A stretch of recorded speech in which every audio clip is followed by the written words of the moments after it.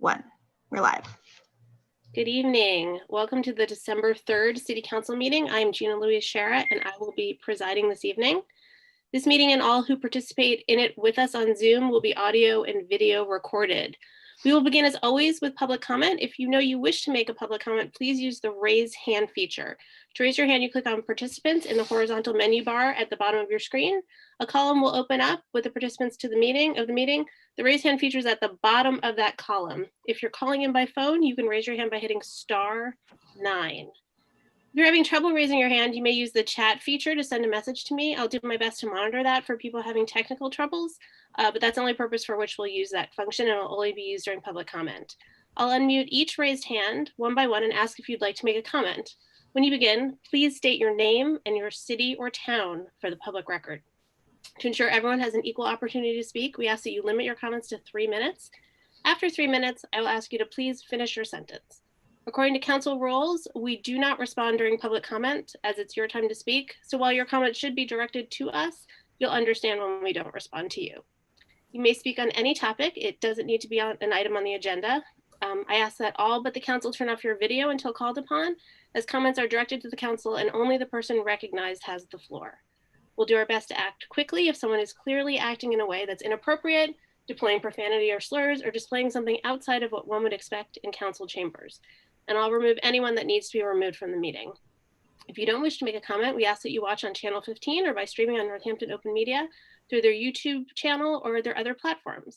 The recording of this meeting will be available at Northampton Open Media's Government Video Archive channel on YouTube. And I thank them as always for that public service. I'll remind people we're always happy to receive comments by email, which are equally part of the public record. So please email us at citycouncil@northamptonma.gov.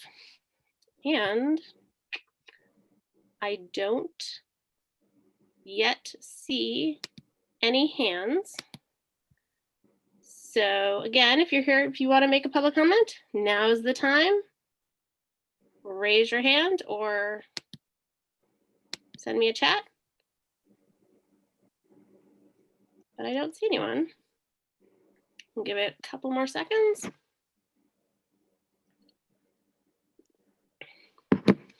Okay. I guess no one is here for public comment.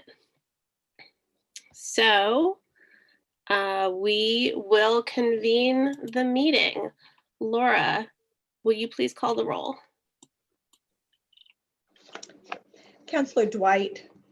Uh-oh, hold up. I'm going to unmute Here. And Councillor Foster. Here. Councillor Jarrett. Here. Councillor Labarge. Here. Councillor Maori. here. Councillor Nash. Here. Councillor Quinlan. Here. Councillor Shara.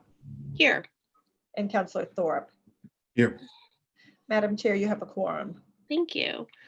Okay, our first item on the agenda is an update. So according to Mass General Law, Chapter 7C, Section 37, we need to read into the record a notice of intent by the Commonwealth of Massachusetts to purchase an agricultural preservation restriction, an APR, on farmland in Northampton. This is APR project name Omasta, John P. and Fay, project ID 20B02.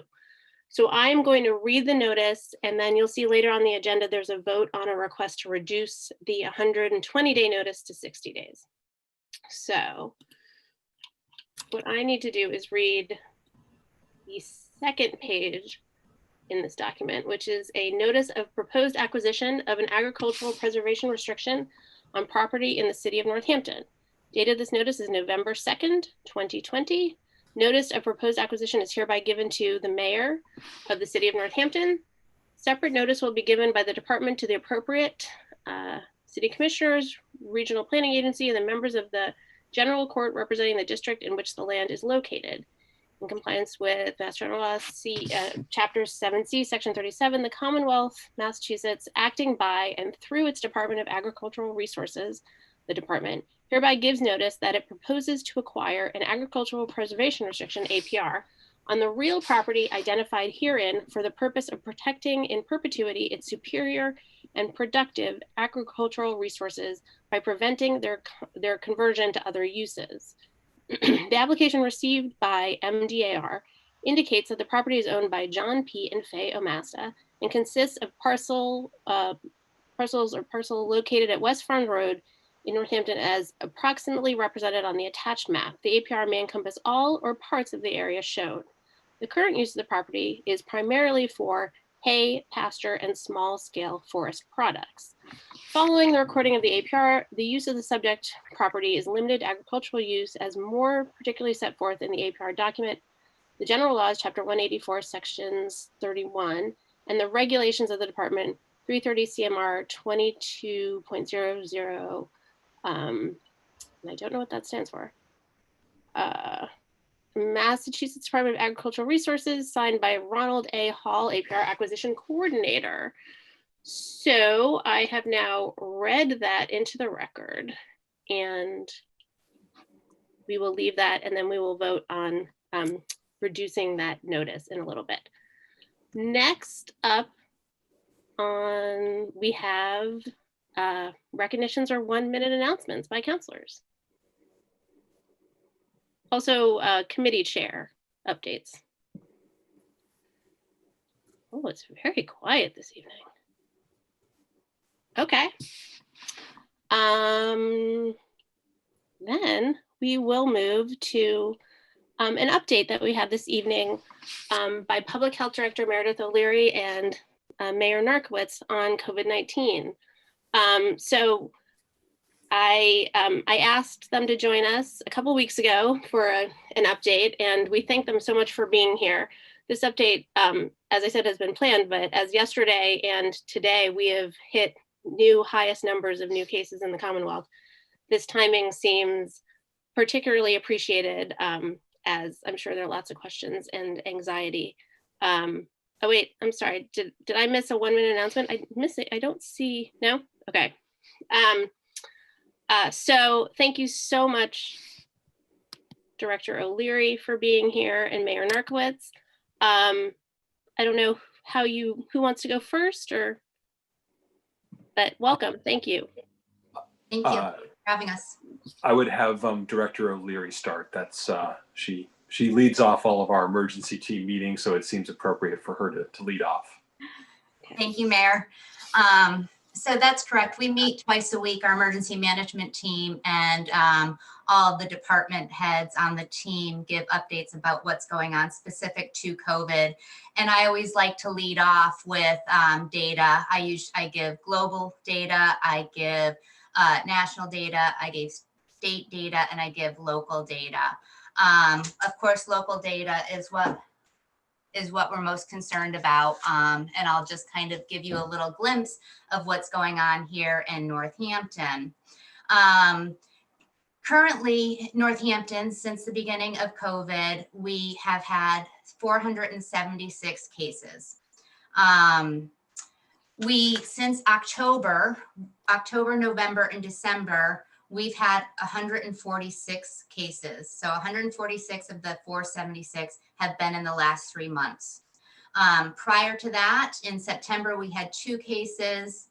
August, I think we had maybe 1 or 2. Our numbers were extremely low throughout the end of summer into the beginning of fall. So we can see what's happening on the national level. We're trending the same way here in the county and in Northampton. So out of those cases, 199 of them have come out of a long-term healthcare facility. And that can be anything from a nursing home, a skilled nursing facility, a rest home.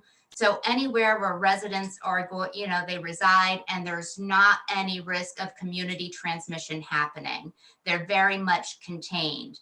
So everything outside of that 199 cases, which is about 42% of our overall cases, is what we call community transmission. We can't quite identify how it's happening, but it's not in residential clusters. So out of the 146 cases that we've seen over the last 3 months, only 15% of 15 cases, which is about 10%, have been in our long-term healthcare facilities. Where conversely, back in April, when we were in our first surge, over 65% of our cases were in long-term healthcare facilities, and the remainder were what we call community transmission. So there's a lot more community transmission happening now and less happening in our long-term healthcare facilities.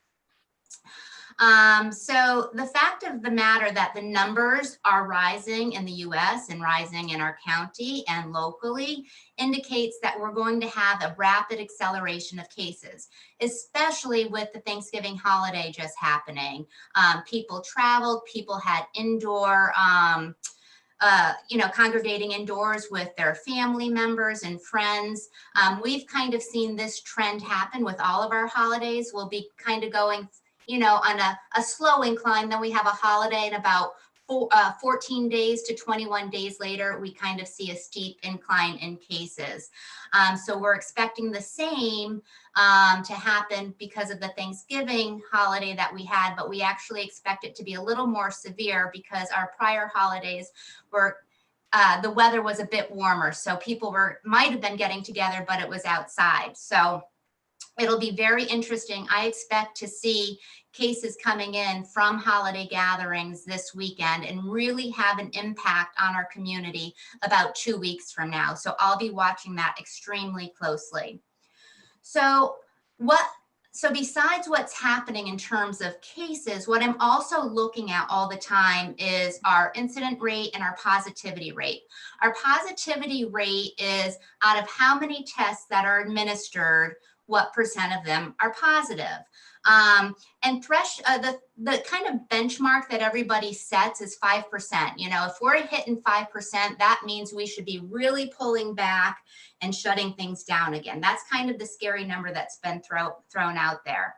Currently, the state puts out every single week on Thursdays, they put out a weekly report where you can get a little more granular data. And today's report said the city of Northampton's positivity rate is 1.15%. Last week, we were at 1.24%. And at the beginning of November, I think we were at 0.33%. So you can see how that has grown. Again, it coincides with the growth of our cases. So that's nothing shocking to me. If you want to put it in context, the state positivity rate is 3.73%.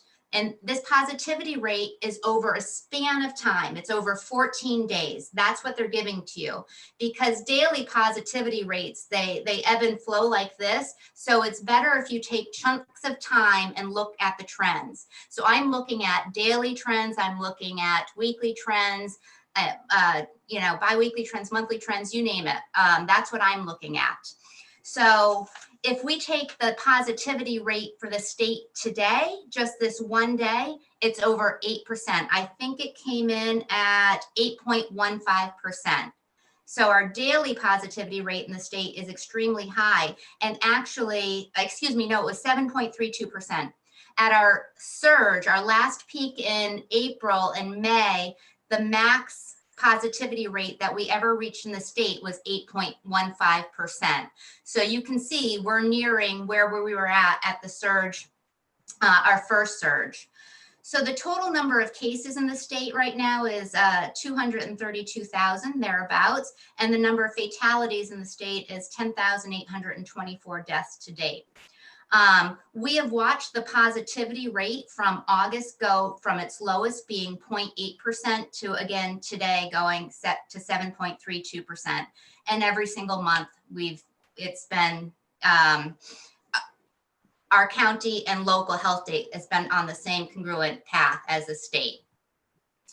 So those are kind of the trends, the data that I give to our EMT team twice a week.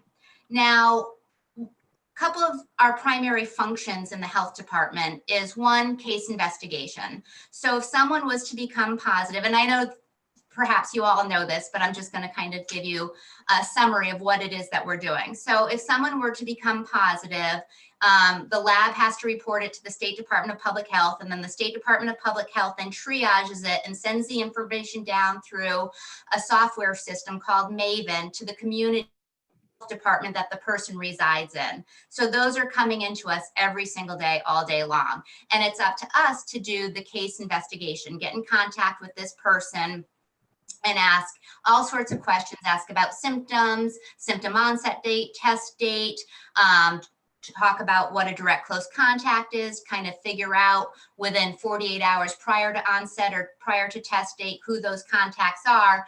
And then we start our contact tracing. So we have our case investigation with the index case, and then we do all the contact tracing and investigation with all the direct contacts. And I have a team of contact tracers that help us with that. We're onboarding a couple more. We had let a lot go during the summer because we could handle this internally, but with the surge of cases, it's a lot to handle.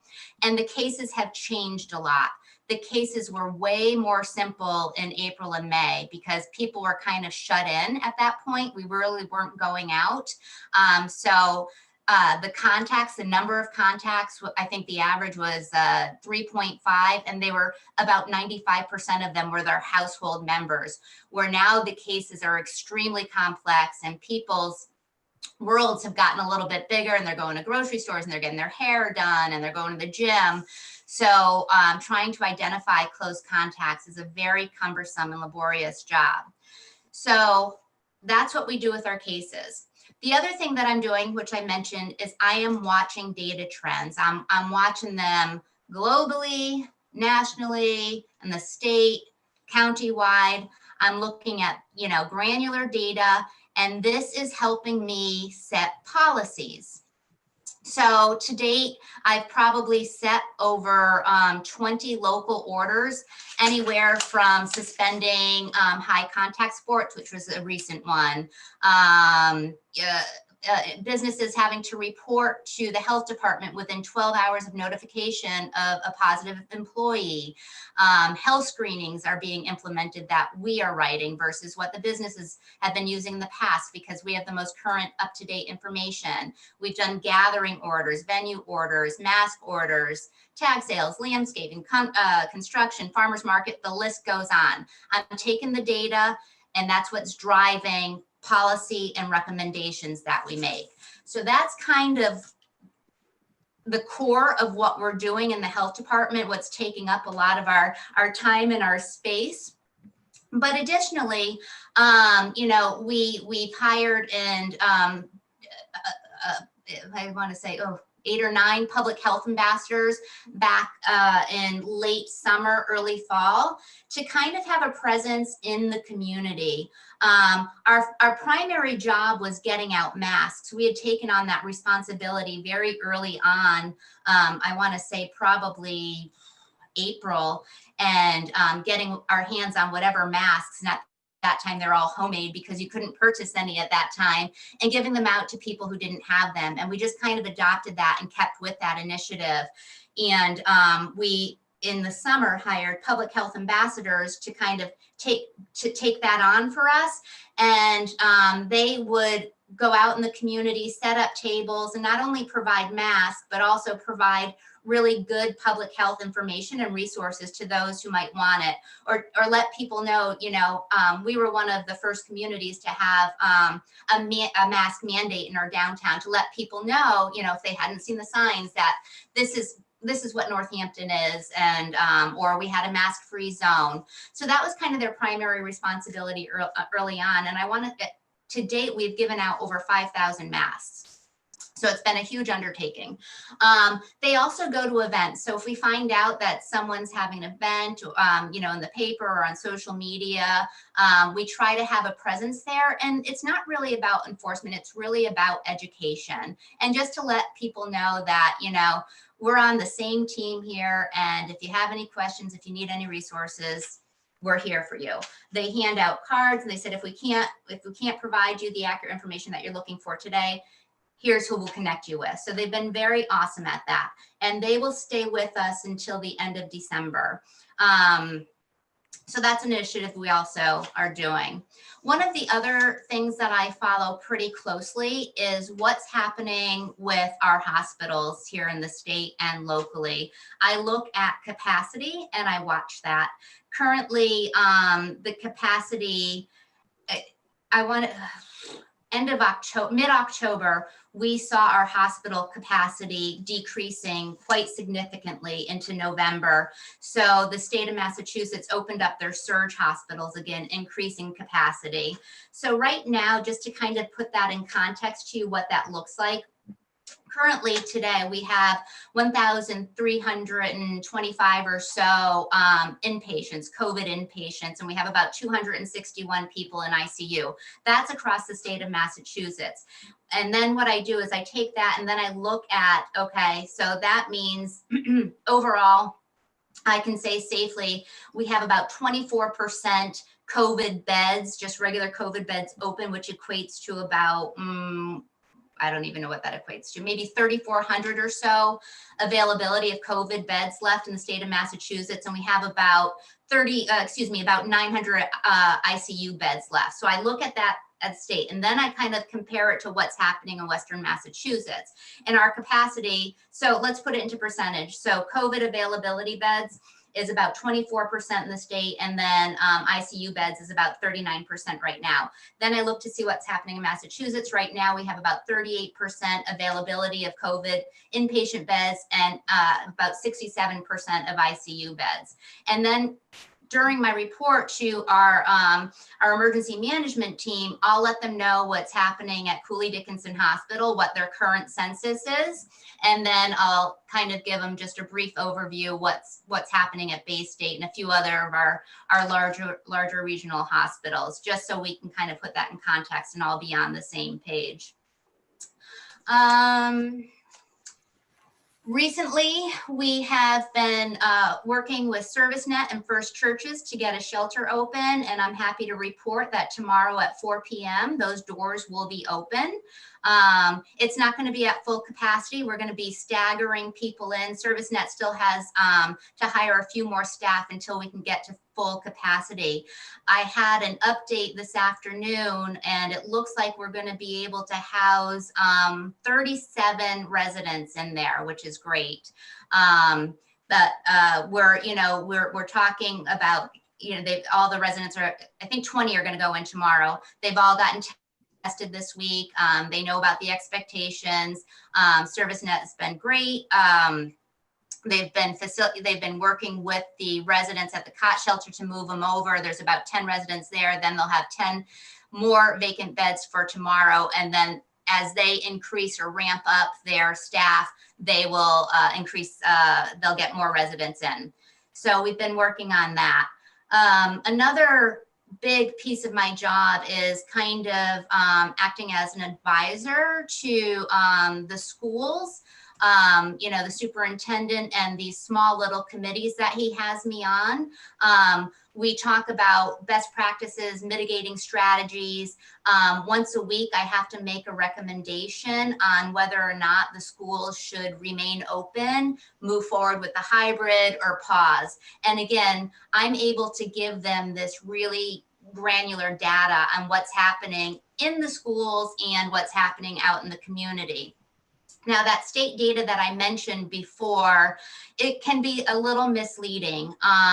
So they have these metrics that are set, and you might have all heard of them. They are gray, and then it's a stoplight, right? It's green, yellow, and red, and they all have parameters set around them.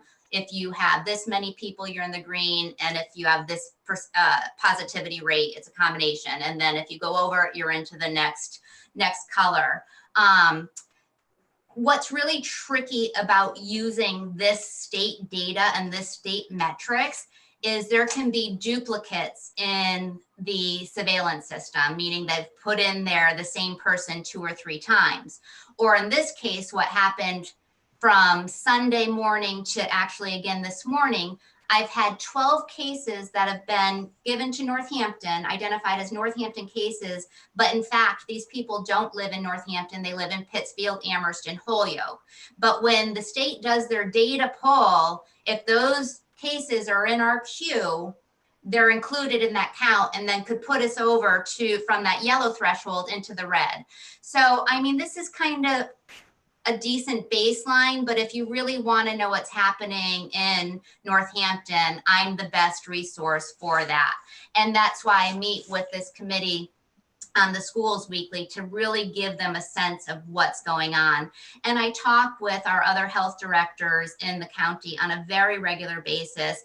And I tend to kind of have a pulse on what's going on in their community and their schools. So it's very helpful, especially considering that there's an MOA that if other communities are in this red zone, decisions are made off of that. So anyways, besides that, I've been talking to the mayor a little bit about possibly standing up a testing site. It's a very small scale, once a week test site.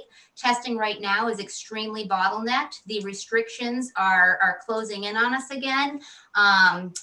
Partially due to the increased travel. A lot of people wanted to get tests before they traveled for the Thanksgiving holiday, but also because the rates are going up. We've got more sick people that need to get tested because they're symptomatic and their household members. We're finding that it can take 2 or 3 days to get an appointment for people to get in to get tested. Therefore, their guard is down. They might be out in the public when, if in actuality they are COVID positive, they should be at home in isolation. So we're working on that. And if all goes forward, we're hoping next week we'll have our first day open. And again, it'll be small scale, but it'll help to support what's happening, the testing that's happening in our community, in our county. Unfortunately, as much as I had advocated this almost daily to the state COVID command team, asking for a stop the spread site here in Hampshire County, we have never gotten one.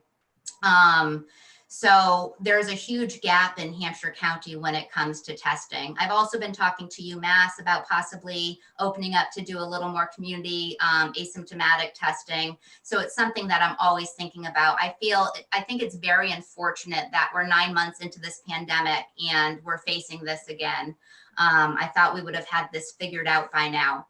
And then lastly, what's on everybody's mind is vaccination.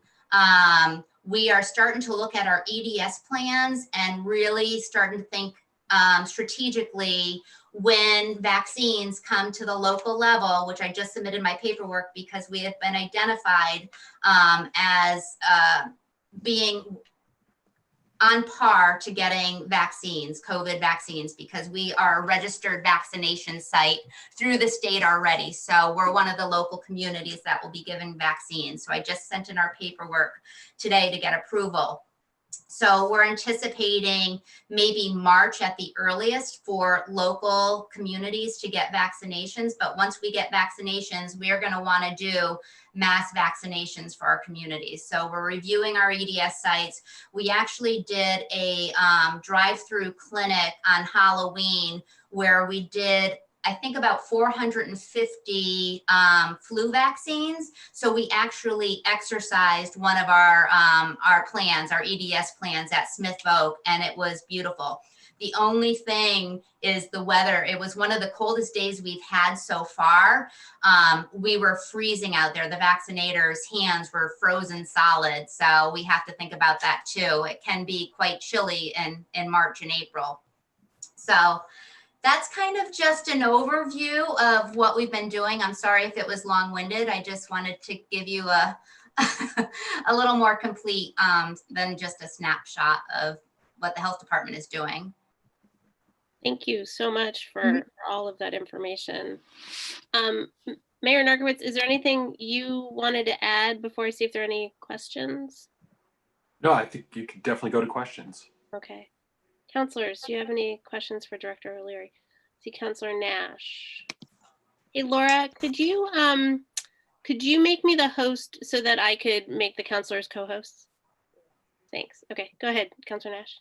Thank you. So Meredith, you mentioned vaccinations would be available, I think, in early March.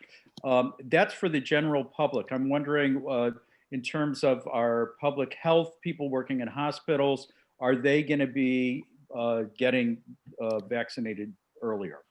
So the state hasn't released the final plan yet, but in phase 1 and phase 2, it's our hopes that the healthcare workers that are in the COVID facing departments in the hospitals will be part of, we're calling it phase 1A for vaccine, and also our first responders and long-term health people in the long-term healthcare facilities. They're saying phase 3 is when local health departments can anticipate getting vaccines. So it's going to be very scripted on who's going to get vaccines. I do know that Chief Davin was notified by Cooley Dickinson Hospital that it's their intention around the 15th of December or so to have vaccinations available for the first responders and to kind of get a count of your personnel that's going to want them. So fingers crossed. Wow, that's great. Thank you. Yep. Councillor Quinlan, then Councillor Labarge. Thank you so much for this presentation. This was a lot to take in, but really well worth it. I did have a couple of questions. One was, you mentioned that you had been advocating for Hampshire County or Northampton maybe to be like a mini testing site. Do you have a location picked out for that if it were to be in Northampton?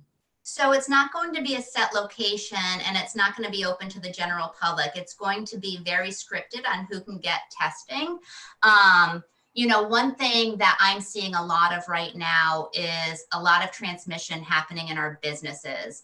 And if we're going to have these essential operations remaining open, I feel like doing asymptomatic testing for our restaurants or our grocery store workers. So it's going to be very targeted on who gets testing. Maybe one day will be spent doing testing on daycare providers and teachers. And so we can take this unit and go around to several places. So it's not going to be, it makes it a little more complicated, you know, than just having one site. But I think being strategic and mindful on how we do this and showing the state a very good model will benefit us in the end. Well, I appreciate that. That's, I mean, just separately, Northampton Policing Review Commission, we were talking about having 3 hearings, and if we were doing them in person, having them in different locations around the city to get to more people. I think that's a great idea. I wanted to ask you, you mentioned that you're the best resource for information for our place here.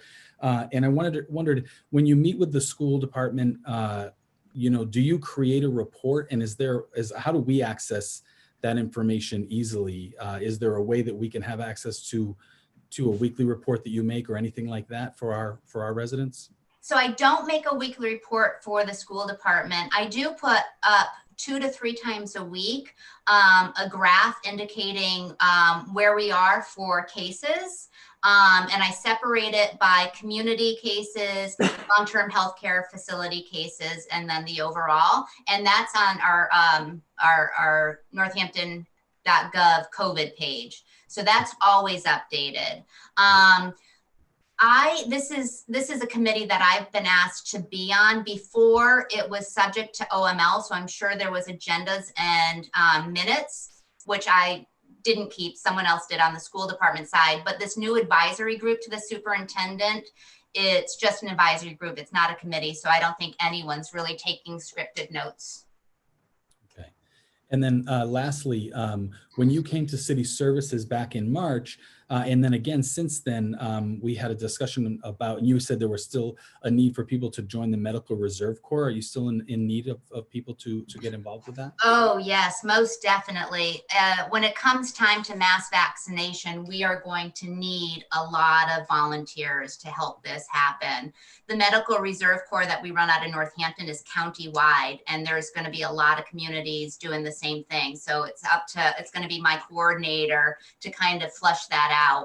So anyone, you know, you don't have to have a medical background. Anyone who wants to volunteer, please go to, I don't even know the website anymore. Contact me at the health department, and we'll give you the information to how to sign up to volunteer. Great, thank you.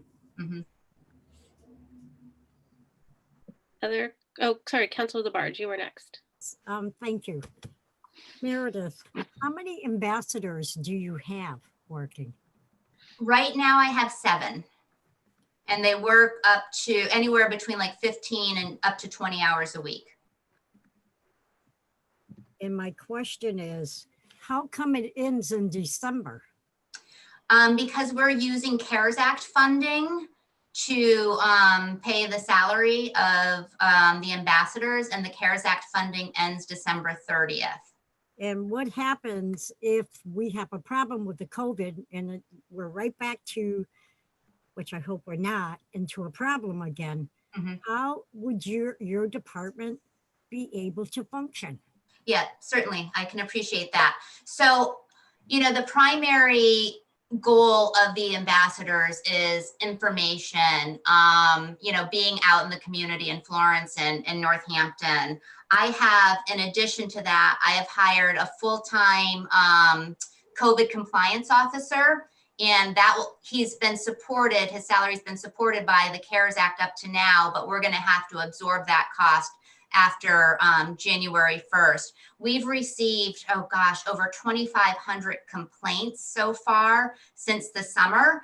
And a lot of my inspector's time and the COVID compliance officer's time is spent addressing these complaints. Now, mind you, probably close to 80% of them were mask complaints, people protesting not wearing masks, or someone was driving downtown and someone, saw someone not wearing a mask. Those types of things we couldn't address, but mask complaints, certainly inside of businesses, we addressed all the time. But so we will need to continue to keep the COVID compliance officer on the budget come January 1st. And if things ramp up to such a level again, then I would ask the mayor for extra support, and we would have to figure out a funding mechanism for that.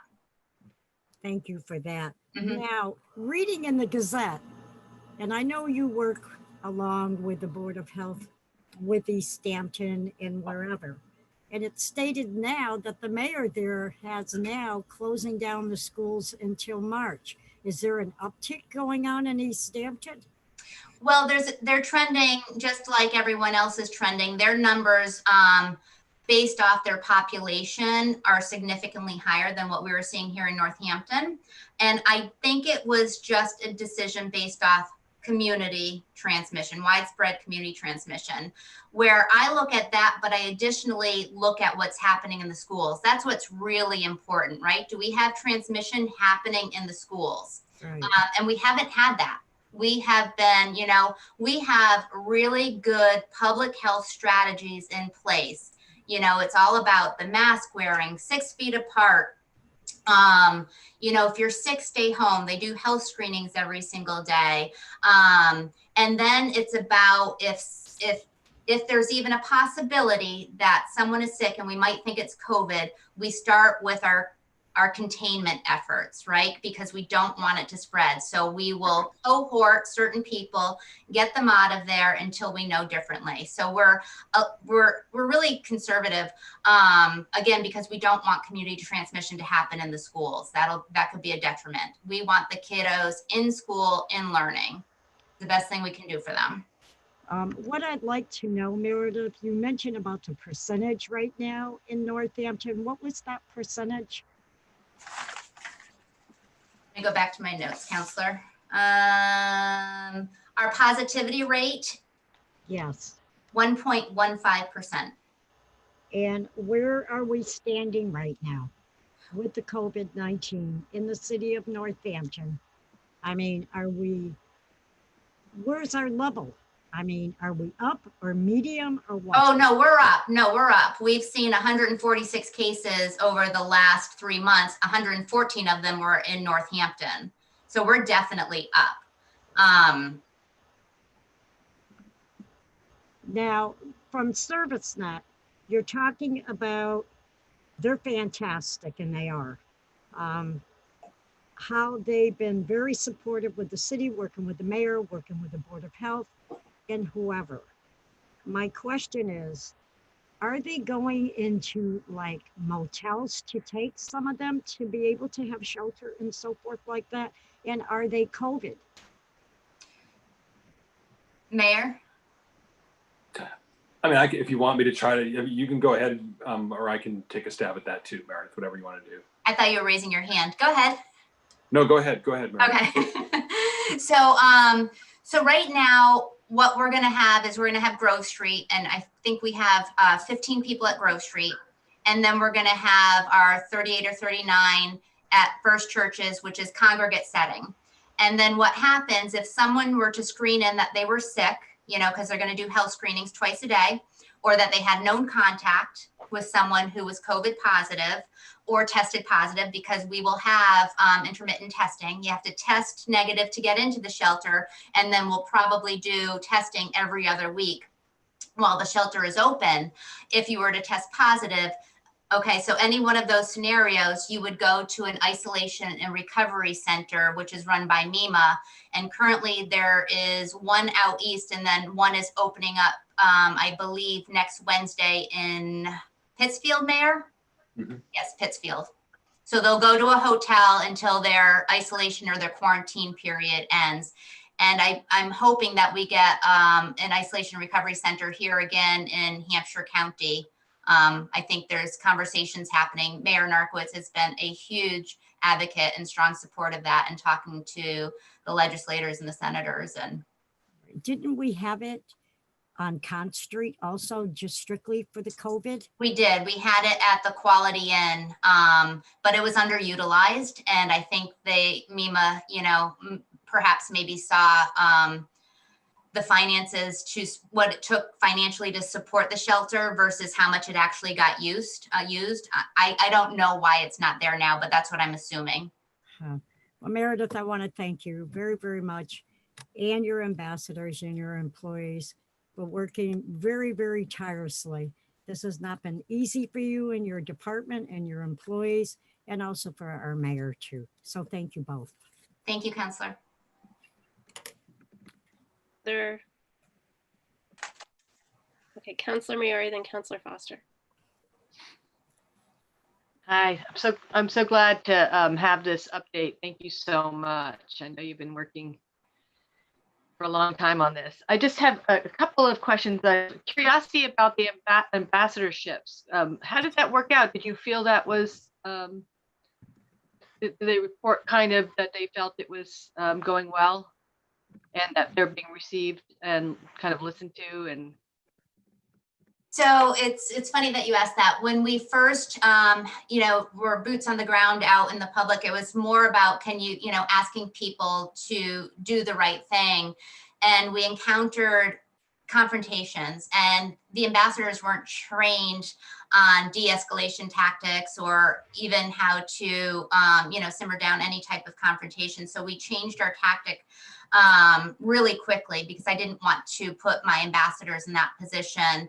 And so we just wanted to be there as a resource. I feel in the early months of the program, my ambassadors were utilized a lot more than they are now. Because there were things happening outside, small scale events happening outside, and we were sure to be there. More people just walking around downtown. But now that it's gotten colder, there's really not a lot of interactions happening between the general public and the ambassadors.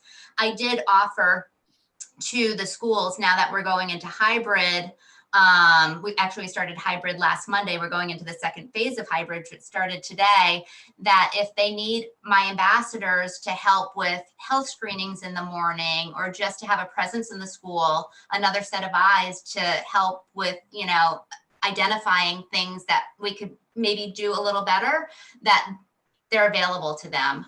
So if they need help with bus monitoring, anything like that. So they've definitely been, they've had a great impact on our community, the work that they've been doing. I think overall it's been a successful initiative. And if we're still in the same position, which I'm hoping not, in the spring, we might have to bring them back. Mm-hmm.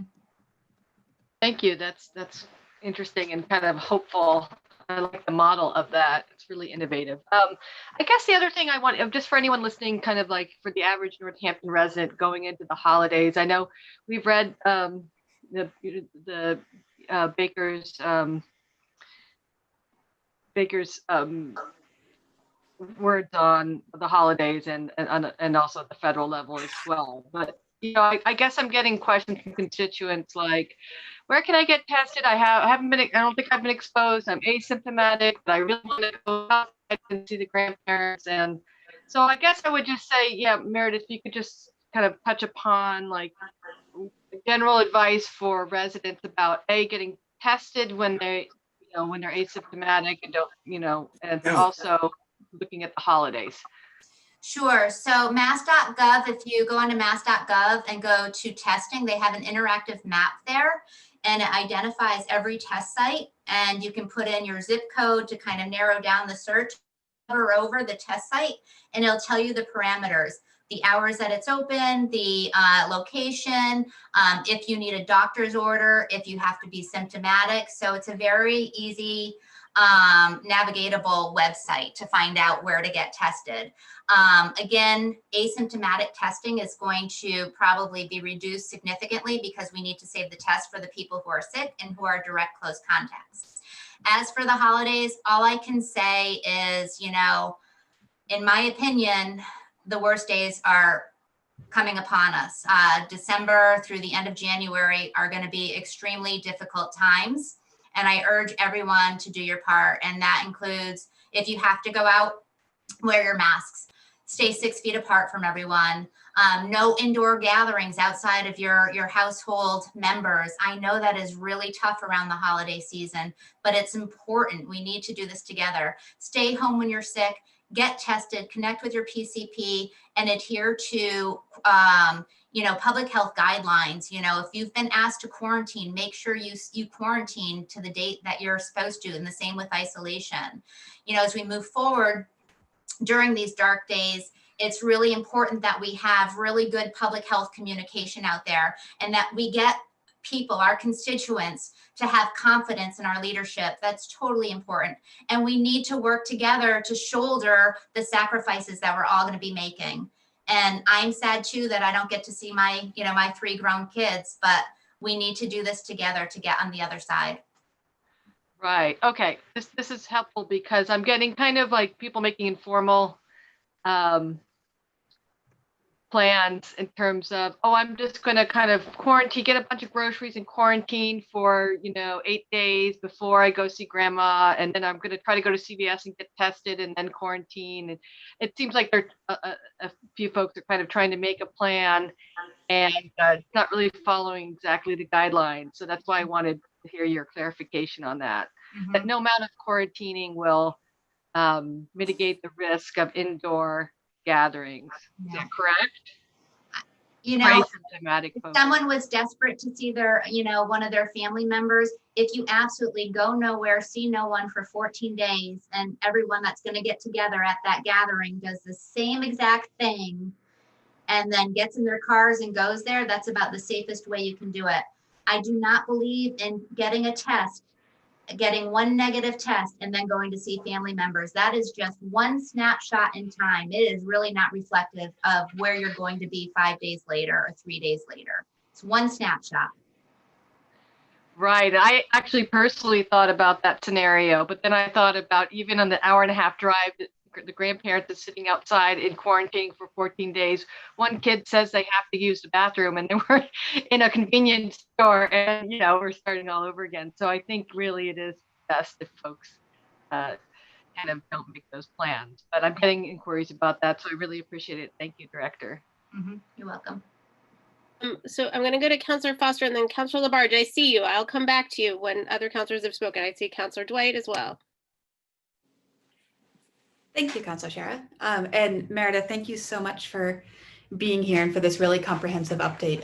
I find it really helpful. I have 4 questions for you. I wanted to start with your description of having strong public health communications. I just wanted to talk to you more about that because the way you're speaking tonight feels like a message that's really valuable to get out to the community. So first I wanted to offer if there's a way we could be helpful in getting that message out, but I was also curious what other tools and it's difficult, right? Because you can message in so many different ways and to see if people are receiving that message. But what plans you have for kind of speaking to this level for the community Absolutely. So it's been very challenging to have real good communication with the public. Early on in COVID, twice a week I held COVID Q&As, and it was usually sector specific. You could dial in, and then when the sectors got up and operable and comfortable with what they're doing, then I just opened up to the general public. And we did that, probably until June or so, and then transmission rates went down. The calls really weren't well attended, so we just dropped them off. Well, my second public health nurse that I just hired, her name is Kate Kelly. Happy to have her. She started this past Monday. Today's Thursday. This past Monday, the 30th, and we just had a conversation today. And I said one of my priorities is to have more public-facing interaction, and I want to work on this together. And one thing I'd like to do, which I told her, is I'd like to perhaps once a week or once every other week alternate. I'd like to put something out in the Gazette, op-ed or editorial one week, and then the following week do a panel, perhaps, with my public health nurse, myself, and maybe the mayor, which I haven't approached him yet, to do something a little publicly where people could come in, the general public, to a Zoom meeting, and we could put some information out about what it is we're doing, what we're seeing, trends we're seeing, so on and so forth, but actually allow for time for questions to be asked of us too, to help quell, whatever fears or thoughts they might have. So that's on my to-do list, to be more interactive in the public. Thank you. That's really helpful to hear. I can only imagine the length of your to-do list. And I think that's a really important one to have on it. So thank you. That's really helpful. Another question I had for you is I had asked you about this way back in the spring, but I was wondering what your position is on sewage testing, if you think that that's a valuable strategy to pursue, or if that's something you're looking into at this point. So we just started doing sewage testing with a company called BioBot, and I think we're probably into our third or fourth week of it. I'm not sure of the value yet. I think if we look at it over time, the trend of what's happening, and compare it to our data to see if they match up, maybe there'll be some value there. What the sewage rate is supposed to tell us when the report comes out, that based off this one sampling, next week we can anticipate seeing X amount of people in our community being COVID positive. But we've got a few factors here that feed into it. A, Williamsburg sewage comes into it. B, we've got the hospital feeding into it. So I'm not positive of the value yet. I look at it, I compare it to our local data, but I'm not putting anything out from it. I think it's great if you can do it at a residential site. So maybe one of your long-term healthcare facilities, take the sample right from that site, because it'll show the presence of COVID. That's what it is. Is COVID there? Is COVID not there? And based on how much of this, the virus particles are present, will kind of give you that number on what you're looking at the number of people that might have it. So if you can capture that, it will let you know, well, okay, COVID is present now, it's here. So if you have a control plan, do some testing and see if you can capture any asymptomatic people. That would be a huge value of sewage testing. There is, like, UVA does it at their residential dorms, and it captures a lot of asymptomatic. You have to have a response to finding the presence thereof, but it's been working really well. I've been following their research on it. So something like that, totally beneficial, but just this broadcast sampling, I'm not sure of the value yet. That's helpful. So am I understanding it correctly? It just sort of tells you yes or no, but not a concentration, or? It gives us a concentration. Okay. So that's what we're plotting, looking at the trends and trying to match that up with how many, if it's a 1 week, it's one sample for a 1 week time. And then we plot how many cases we have that week to try to match it up to see if it's kind of on par with what we're seeing. Okay. Mm-hmm. And then just two more questions for you. One's a quick one. You were talking about the MEMA shelter in Pittsfield for folks who test positive who need a place to isolate. And I was wondering if there were plans in the works for healthcare workers. I believe we saw that there was a need in the spring, but if there were healthcare workers who needed to isolate due to exposure who weren't able to isolate at home, if there was any plans or options available for them in Northampton. So I think Smith College opened up some of their residential dorms to healthcare workers last season. Mayor Narkowitz, do you have you had any conversations with them about doing this again? I haven't had any conversations. I haven't even thought about it, to be honest with Yeah, you. those were conversations that happened directly, Cooley Dickinson and Smith College. So I know that those happened and they had some agreements in place. So I would assume if they have a similar surge that they would avail themselves the same way. Obviously, Smith College has now made its announcements about its opening. So it's going to have its own isolation and quarantine housing as well. So I'm sure that's something that President Markesy and her team are working on with Smith and other hotels in the area, et cetera, that may provide that type of housing. Obviously, the city doesn't have any facilities that it could provide for that, but I know that that's part of the active contingency planning that's been part of Cooley's work all the way back since the beginning. Thank you. And then just the last question, you were talking about the data that you're looking at and how you're using that to inform the decisions you make. And I was wondering if you could just talk briefly about the decision to pause sports when you did what you were seeing in the data. If you could just sort of do the high altitude view on that decision. Yeah, sure. So we had made connections locally in Northampton of kids' youth sports and contacts. And it wasn't so much, we couldn't make the connection that it was happening on the field. Let's take soccer, for example. We often made the connection it was when the kids were on the sidelines or the social gatherings, after, but it was happening during the event, we'll call it whatever, the entire event.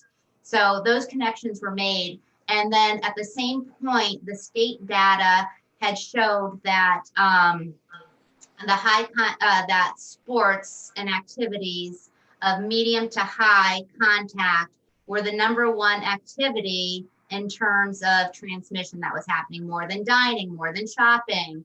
So I was looking at the state data too. And then of course what happened with hockey. And again, it wasn't more so what was happening on the ice, it was what's happening on the bench where there was transmission. So having the city of Northampton, in addition to the state data, really kind of led that decision. What I didn't want to see when that decision was made, we were still really doing extremely well here in Northampton. We were on that green spectrum, we were on the low end of the green, and we were talking about getting our hybrid model up and running. And then we had all of these communities that were in the yellow going into the red, many in the red. And I didn't want a chance, our kiddos playing against these other community teams that were in the red and having transmission and blowing the school up, My priority is those kiddos in school, and anything that I can help, policy wise to help move that forward, I'm always thinking about. Okay, so I saw there was Counselor Dwight, and then I have a couple questions, and then we'll go back around to anyone who's already asked questions. Counselor Dwight. Thank you. Meredith, I derive enormous comfort from your vigilance and the mayor and the courage you've both displayed with decisive actions. And I think it's reflected in the fact that actually, given all the variables that Northampton has, in some cases, more challenges than other communities that are more homogenous in the way they're structured, you have a lot of things to consider and calculate, and I have to say it's breathtaking how well you've done. And the proofs. Well, in the proof's in the pudding, and so good on you both. The question I have is, I'm concerned about seniors who are living at home, isolated and alone, who now in, a 9-month gestation period, but a significant portion of people's lives now, they've been, and with the ebb and flow, we've seen, culturally, we've seen people adapt to masks, but at the same time, as you pointed out, they started to develop a certain comfort with the circumstances and took chances that they weren't taking in March and April. And I'm particularly concerned how that impacts the seniors who live in their homes alone, whose basically their only contact are groups who might deliver food or services. And they don't have access to Zoom, for instance. They don't have access to the information systems that were available to us.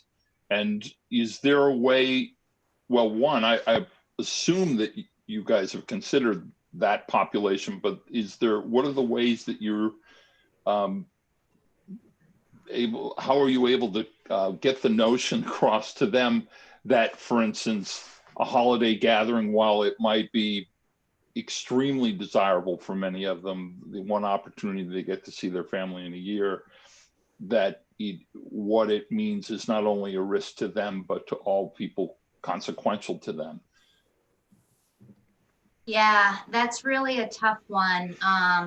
And unfortunately, I've, during my investigations, but communications with people who have been sick or close contact, many of them seniors, I've heard from so many, which is heartbreaking to me, that they were willing to take the risk to see their family, that they were going to die of loneliness, and they balanced it out and they made the choice, which is very unfortunate. I feel like with vaccines, like so tangible, right? We can almost reach it. Like my message is just going to say, hold on, we'll get you there. Let's just get through this. I know it can be extremely lonely, but we want you to, we want you to be here, January. Please don't take the risk.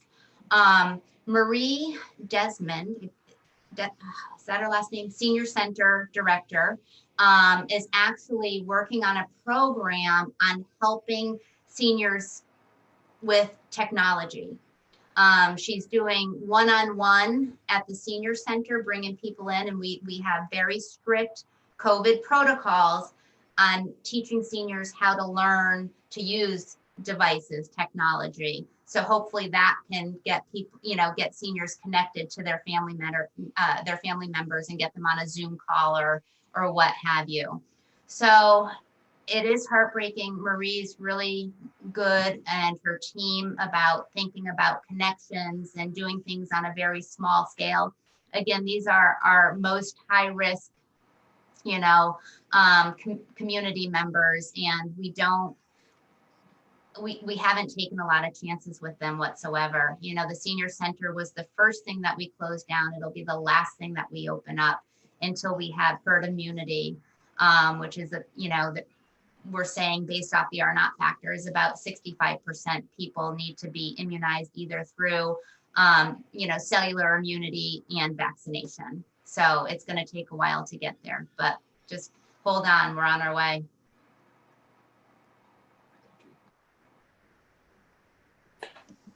I would just add to that, just to build on that. Definitely, the senior center has been focused on. They have a list of seniors that they call on a regular basis that they know are alone and don't have family. And Meredith is right. The technology is not only a training program, but it's actually a technology lending program. So they're actually setting up seniors who don't have technology, including hotspots if they don't have Wi-Fi or internet. And as she described, we have a process where they can come to the senior center, not only pick up the device, but get a training on the device so they know how to actually use it and boot it up. And they've been doing a lot of classes, yoga and other things, as well as just having just an opportunity to talk with other seniors, among other seniors, obviously, albeit in a Zoom environment, but that's sort of what they've been working on to try to do, as well as a transportation program to try to get people to appointments safely. So that's one of the things that's happening in the senior arena, but they're definitely our most at-risk population, and I, like our children who've been, the trade-offs of isolation and not being with their friends and having socialization. Similarly for seniors, it's a similar health risk for them as well. Are there other counselors who haven't yet spoken with questions? Oh, Counselor Thorpe. Thank you. And thank you, Meredith, for being here and for your presentation. I'm not sure if you have an answer for my question, but I'm asking anyway. What preparation will be involved for receiving the vaccine when it's available? I mean, you hear so much nowadays that it needs to be, one vaccine needs to be stored at 20 below zero. Another one needs to be stored at 70 below zero. Another one is room temperature. What preparation is involved for receiving the vaccine? Sure, yeah. So the vaccine that has to be kept at 70 below zero, those are going to go to the large hospitals that have the equipment already to store at that temperature. So we won't see that at a local level. We do have vaccination refrigeration. I don't know if it's going to be needed, depending on what vaccine we get. It's so hard to answer that question. It's really dependent on which vaccine we're going to get. We have plans, we have MOUs with companies in regards to equipment. Like, we have all this pre-planning done, but it's really hard to tell you what I'm going to need to mobilize until I know what we're going to get. Thank you for that. At least I know what you're going to do with the 70, where the 70 below zero goes. Yeah, we won't be housing that one. I have a couple of questions. Director O'Leary, could kind of piggybacking on Councillor Foster's question about sewage testing, you said that it's really effective more in like a residential setting. Is there any way that we could do that kind of testing, say somewhere like Linda Manor, or is the way that our solid waste system works, it's just not possible? I don't think it's possible. And I don't speak effluent really well. But when Donna Lascalia, who is the superintendent for the DPW, approached me on this, that was my first question. Could we do it in these facilities? And she gave me all of the reasons why we couldn't. So there is a reason, I just don't know why. Okay, fair enough. My next question is a little bit later on our agenda. We have an application for fireworks for first night. And, first night is being planned so that, people are enjoying it from their own homes. But as we know, people have a need to congregate anyway. Are there any plans, and hearing that the ambassadors are leaving on December 30th, have you had any conversations about how to sort of mitigate people who are gonna end up downtown on first night, whether for the ball or for fireworks or just because that's what we do on first night, and how we can sort of mitigate those risks or do education or enforcement or. Mm-hmm. So I haven't thought about first night. My bandwidth is about 6 hours ahead. That's how I roll. My number one message, I kind of can give you the next chapter of what our numbers are going to look like in January. And I can firmly tell you right now, my message is going to be to stay home and not come out and not congregate. Like, that's going to be the number one most important public health message. And then we'll talk about other public health strategies if you do plan on coming out, and just kind of reiterating that. With any type of public health message, I fear that it just becomes background noise after a while. So, I want to think strategically about, instead of stay 6 feet away and wear your mask, reframing that for the holiday season and including that in first night. I do want to say there isn't going to be a ball raising this year. It's going to be pre-recorded, and it's going to be a virtual. So there isn't going to be a ball raising on King Street. It's like the rest of the concerts and other events, they're going to be either streamed or pre-recorded, sort of like a la Transperformance was this year. The only thing that's happening sort of live outdoors is the fireworks being shot off the parking garage. And I believe the thought was that, I mean, there may not be as many people downtown anyway because of the venues, but that there's enough place to spread out to be able to see them from all over downtown. So I think that was the theory of still having the fireworks early in the evening. Okay, thanks. Okay, so I'm going to go back to Councilor Labarge and then Councilor Maori. Councilor Shara, you answered what I wanted to know about the fireworks. And are people going to be able to come down Main Street? Because some people have been calling me about that.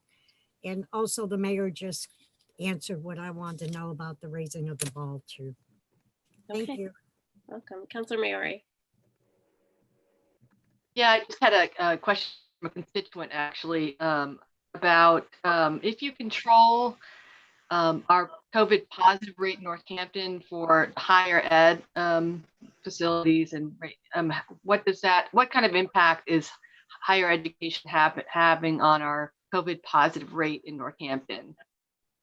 Oh, certainly. So so the positivity rate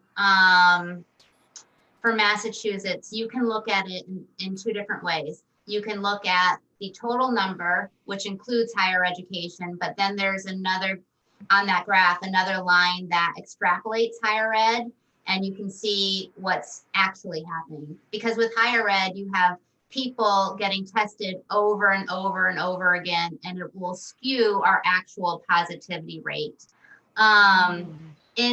In Northampton, I haven't extrapolated what Smith College is doing. They really, I mean, they only have a small subset of students there and faculty there. So I don't think it would have a significant impact on our positivity rate.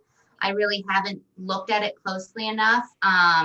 Whereas if it was UMass who's doing a lot of testing, it would definitely skew the positivity rate, meaning that the number would look a lot better than what it actually is, because there's so many tests being done on repeat people. Right, that makes sense. Yeah, and then we have folks from UMass coming into Northampton. It's kind of hard to control for visitors, I suppose. So, yeah. Yep. Thank you. You're welcome. Councilors, any other questions for Director O'Leary? I don't see any. So Director O'Leary, as Councilor Dwight said, thank you so much. Your tireless leadership through all of this has truly been very comforting, and we can't thank you for all the work that you and your department have done.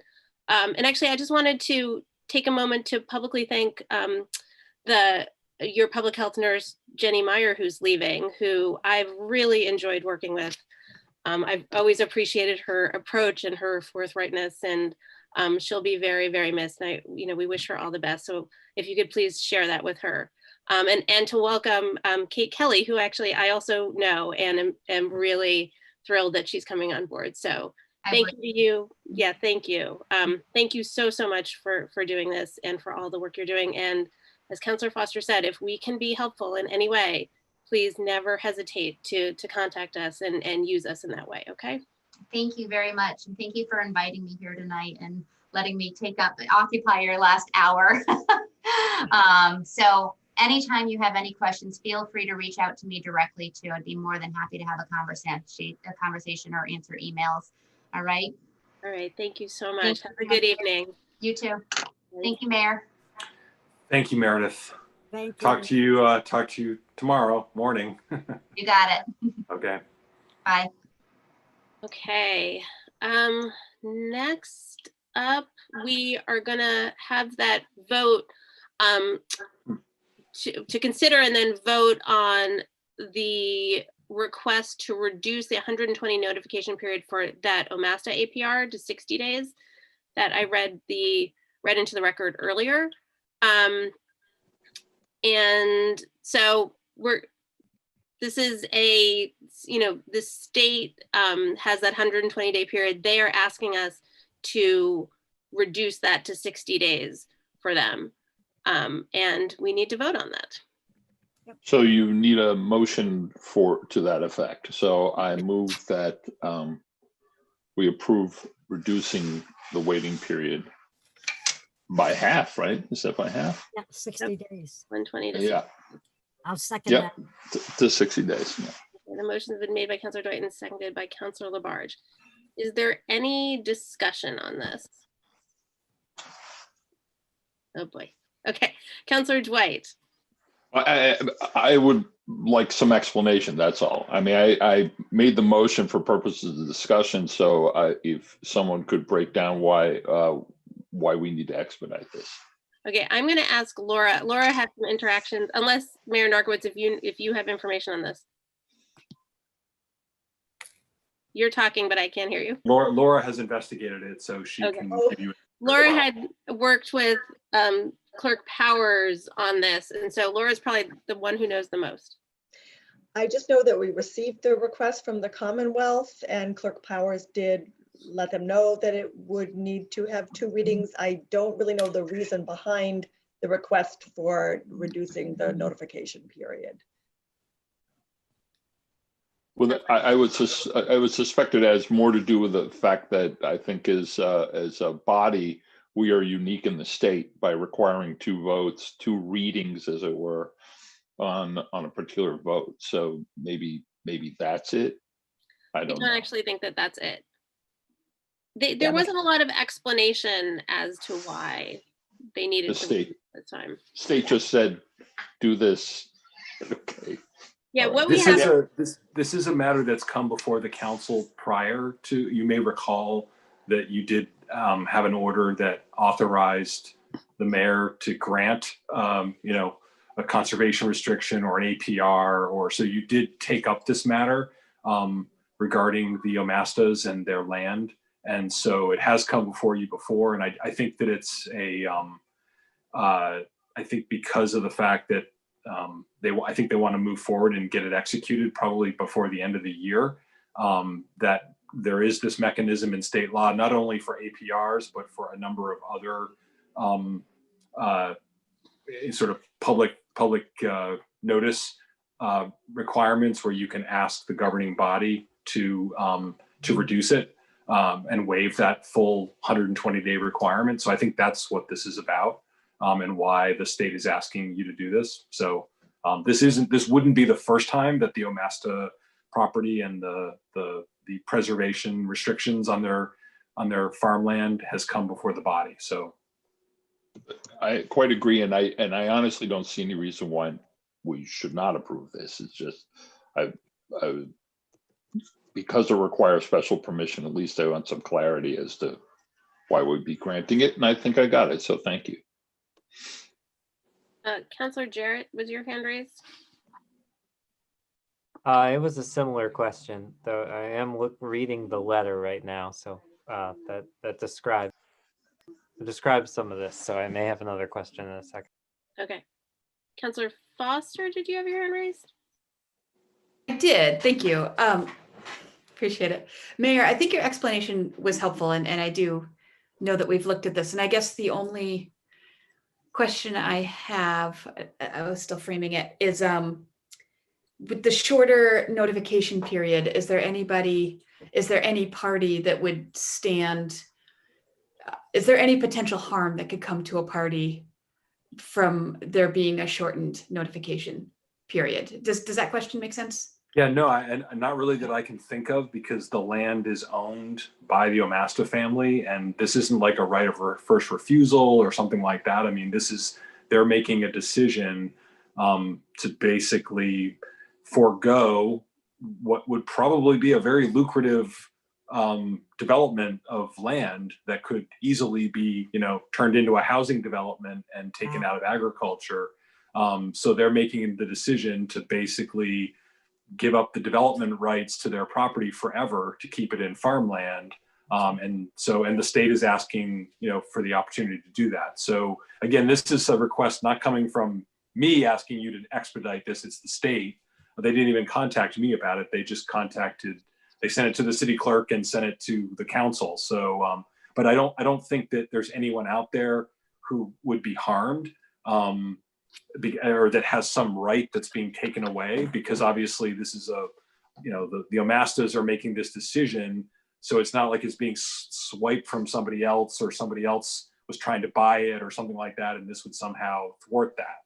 So I don't see any harm that would happen, unless, just on a policy level, there might be people out there who think we shouldn't preserve farmland, and we should build subdivisions on that land and not preserve agricultural land that's been in families for generations. With cute llamas.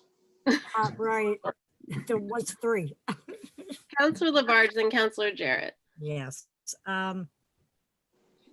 I can see why that they want to go from 120 days to the 60 days. And if you read the consent to the reduction, the mayor has talked just recently now, and he's hit it right on the button. It's to protect this farmland. And I have to be very honest with you, way back as a counselor, I was at the planning board with the Omastas at one time, and they were trying to put that store up. And I think I told you all about that.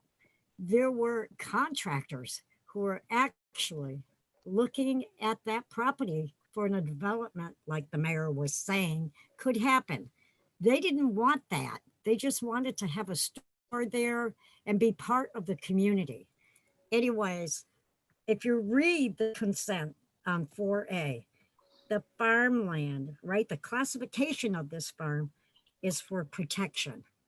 And I agree with this. And I am going to support the 60 days. And I also feel like they're saying the closing for this project is a time-sensitive matter. So I'm supporting the 60 days. It's beautiful property. The whole area of the Omasta farm is absolutely beautiful.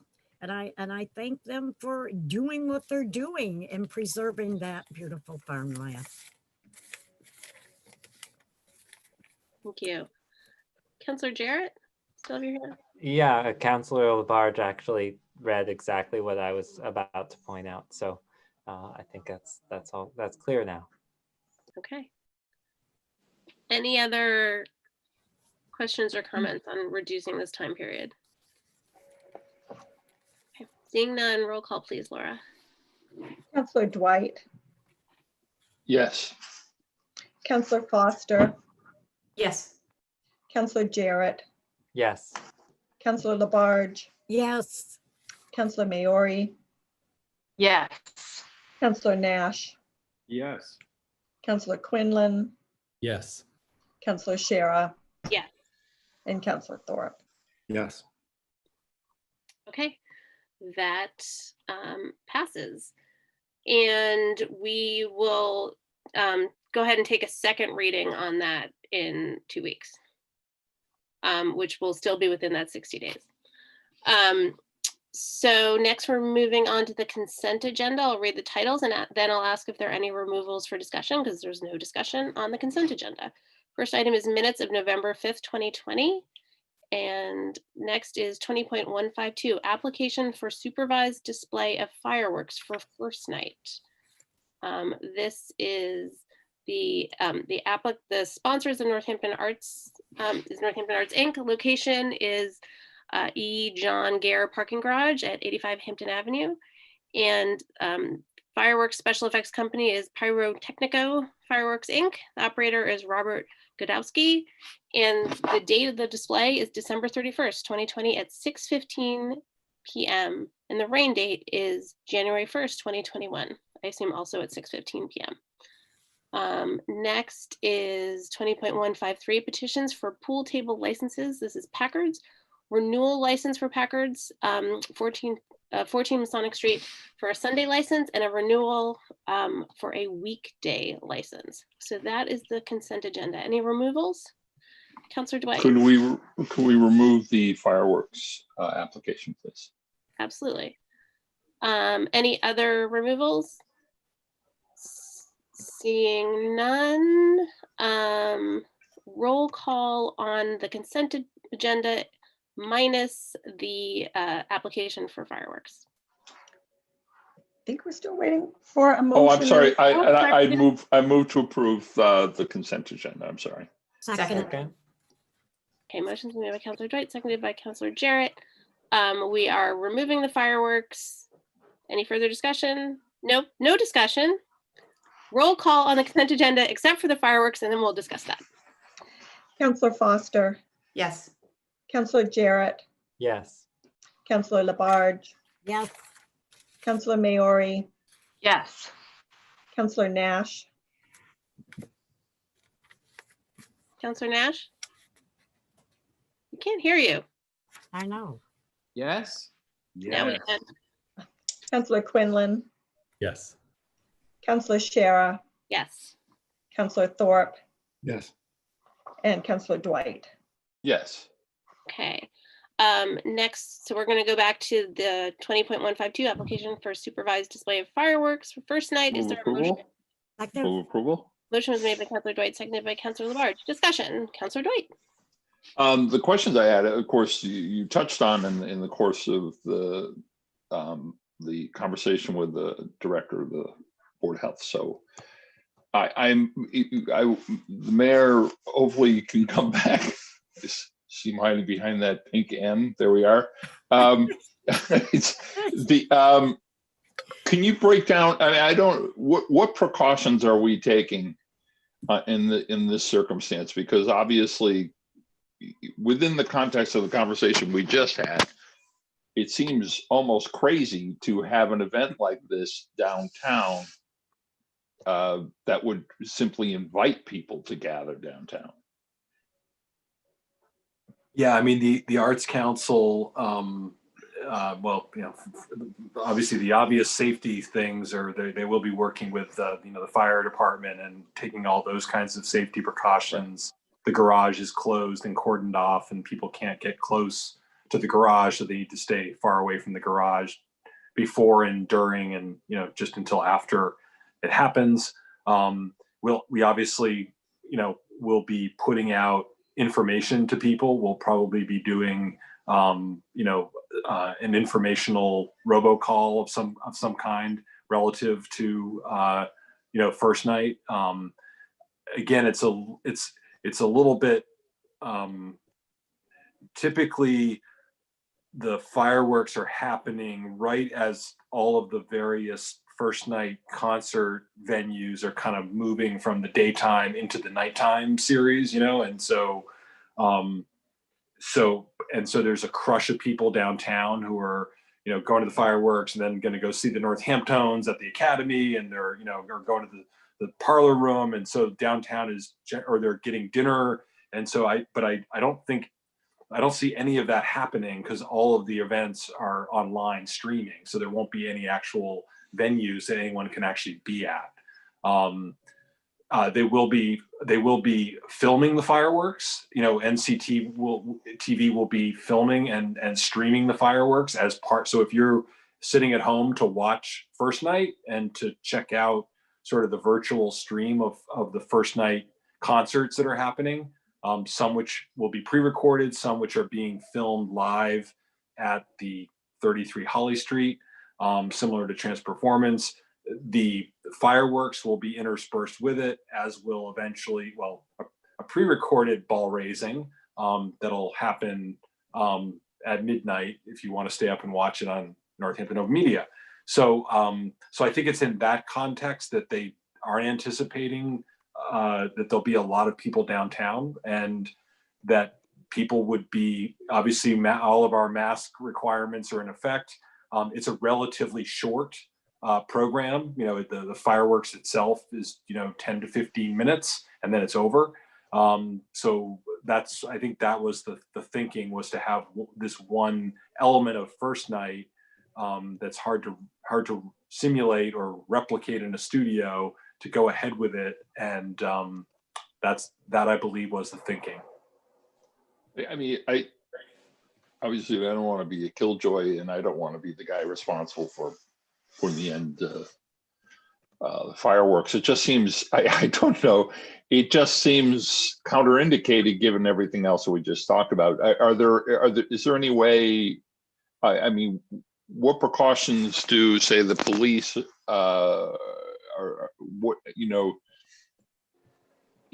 are they going to be able to break up groups? I don't know if you can actually do that. I mean, given the circumstances, it's yeah. I'm prepared to approve the application. I think it's worth noting that it does seem, as I said, counterindicated given the circumstances. Yeah, I mean, you know, the only other thing I can say analogous to it is I mean, I know they did like a virtual Boston Pops 4th of July celebration this year. There wasn't, you know, you couldn't actually go to the Esplanade and see it, but obviously the Boston Pops performed and there was fireworks, but nobody could actually go spectate it. So I think that was, but certainly we'll have people downtown.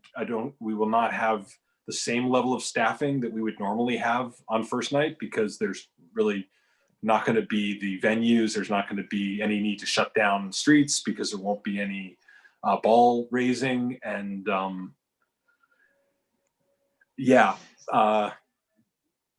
but your point is well taken. Your point is well taken. Thanks. Councilor Jarrett. Thank you. We heard Director O'Leary talk about how she's going to be encouraging people to stay home, most likely, and so that definitely, like Councilor Dwight, I have a similar question, but also understanding that if things do rise, I do have faith that Director O'Leary would perhaps make an order that would cancel it in the circumstances, and so the fact that she, I guess she's not here anymore, but the fact that she hasn't done that is something that we perhaps can trust in. Most definitely, and I can assure you she would not hesitate to shut it down. So she would definitely, we would shut it down if that were the case. Yeah.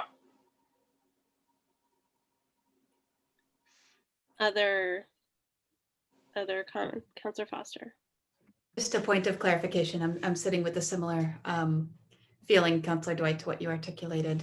And so point of clarification, if we were approving this now, I'm understanding that December 17th, that the next council meeting would be too late, my guess, for the planning and preparations, or is that a possibility to take this up at our next council meeting on the 17th?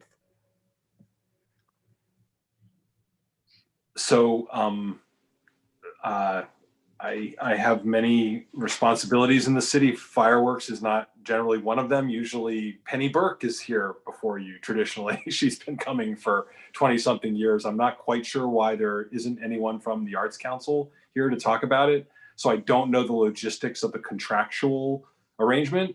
But I think the council can do what the council wants to do. So if you want to just take one reading tonight and delay a second reading, so be it. I wish I had more information to give you, other than typically this has happened in the past because there's a contract and all the preparations that have to take place, et cetera. But I think you could certainly, you're actually granting a permit, a fireworks display permit. So that's sort of the background. But I'm, yeah. And we only do one reading on these. That's the other issue. Yeah. Councilor Dwight. I recall from previous applications that actually the timeline is fairly tight because of the contractual arrangements and agreements. And these things are very expensive to do. So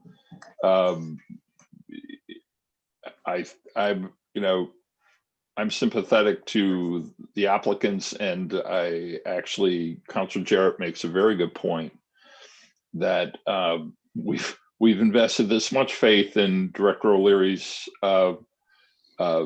vigilance, and I'm prepared to do that in this case too. As she said, her bandwidth's fairly narrow. She hasn't looked this far into the future, and I'm sure this is now. She will pay attention to this and make a very judicious and appropriate decision given the circumstances on the ground. And I agree, I believe the mayor would as well. So I have every confidence in both of them, and can feel fairly comfortable in voting for this tonight. I would agree with that too. Obviously, I'm concerned about it because I asked Director O'Leary about it, and I just hope that it's been considered by those that are entering into this contract, that it if the situation came and it had to be canceled, I don't know what it looks like in terms of that, but I hope that's something that's on their radar, because it's something we're thinking about. So I hope that they've thought about it as well. Okay, any other discussion? Councilor Foster. I can't imagine there's an event planner on the planet that's not thinking contingencies, and similar, Councilor Dwight, to what you articulated. I'm comfortable voting to approve the application, recognizing that we all know things can change between now and then, or may not, and so that's where I'm lining up as well. Okay. Anybody else? Okay, roll call, please, Laura. Councilor Jarrett, Yes. Councilor Labarge, Yes. Councilor Maori, Yes. Councilor Nash, Yes. Councilor Quinlan, Yes. Councilor Shara, Yes. Councilor Thorpe, Yes. Councilor Dwight, Yes. and Councilor Foster. Yes. Okay, that's been granted. And we are now going to recess for finance. Laura, when you're ready, will you please call the roll of finance? Sure. Councilor Labarge, Yes. Here. Councilor Quinlan, Here. Councilor Shara, Here. and Councilor Thorpe. Here. Okay, our first item is approval of the minutes from November 5th, 2020. Move to approve. Motion's been made by Councilor Labarge, seconded by Councilor Quinlan. Any discussion on those minutes? Roll call, please, Laura. Councilor Labarge, Yes. Councilor Quinlan, Yes. Councilor Shara, Yes. and Councilor Thorpe. Yes. Okay, those have been approved. Next, we have 20.156. Upon the recommendation of the mayor, in order to appropriate free cash $60,000 to the health department for temporary COVID-19 staffing. Whereas funding to address the ongoing costs incurred by the city relative to the COVID-19 pandemic has been made available through the CARES Act. Whereas it's been necessary for the city's health department to add temporary staff to handle the increased workload created by the COVID-19 pandemic, and the cost of the additional staff has been allowed under the CARES Act grant program, which ends December 30th, 2020. Whereas the COVID-19 pandemic continues to require significant city resources to respond adequately to the ongoing emergency, and additional staff are needed beyond December 30th, 2020. Whereas, while it is our intention to apply for FEMA reimbursement for the costs related to hiring temporary staff, an additional appropriation from the city's free cash to fund these staff is deemed necessary in the absence of a solid commitment from FEMA to continue this funding. Ordered that $60,000 be appropriated from the FY 2021 General Fund Undesignated Fund Balance free cash to the Health Department PS line 15111511000 to fund the salaries of temporary staff added as part of the city's response to the COVID-19 pandemic, including the COVID compliance officer, an additional public health nurse, and additional hours for the health department assistant. Move to approve. Second. Motion's been made by Councilor Labarge and seconded by Councilor Thorpe, and I see that we have, Mayor Narkowitz.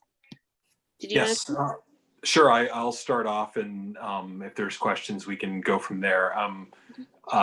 Meredith made reference to the fact that the CARES Act expires on December 30th.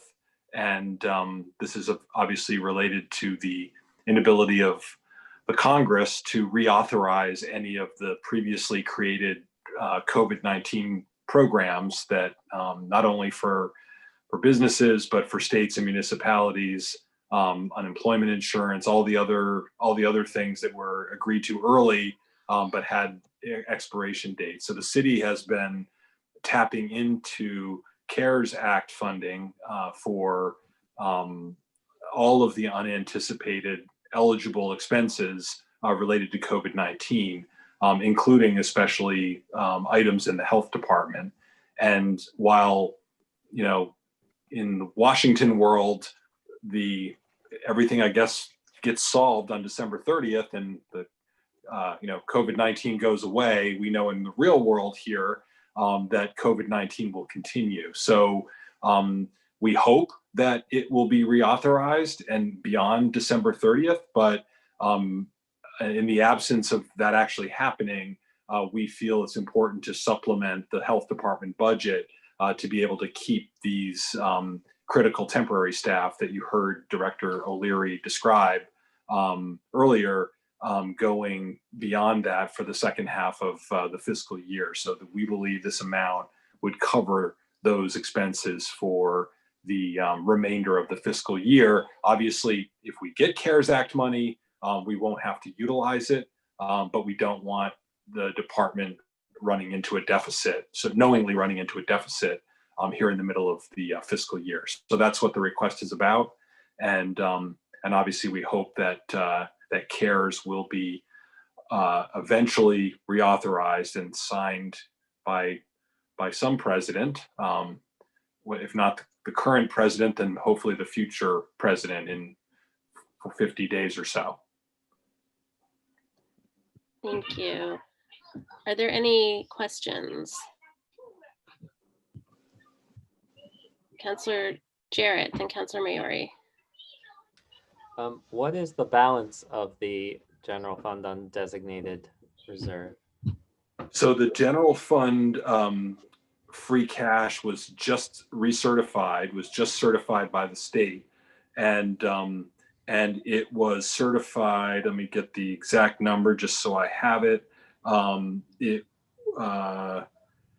Let's see. It was certified at $5.7 million. Of that, 2.1 million of it was our existing free cash balance, which just got recycled and carried back over again. And so we generated $3.6 million in new free cash, which was basically 3.6% of our FY20 budget. So that's what the certification was for. So now we have access to our free cash again. It goes away at the end of the fiscal year. And as in the past, we typically use it to fund one-time unanticipated costs, including snow and ice or legal or other sorts of issues like that. So this would be an example where there's an unanticipated, but most likely temporary overage in the city department. And then, sorry if I should already know this, but at the end of, before the fiscal year, do we move it to a fiscal stability fund, or Typically it's carried over if we?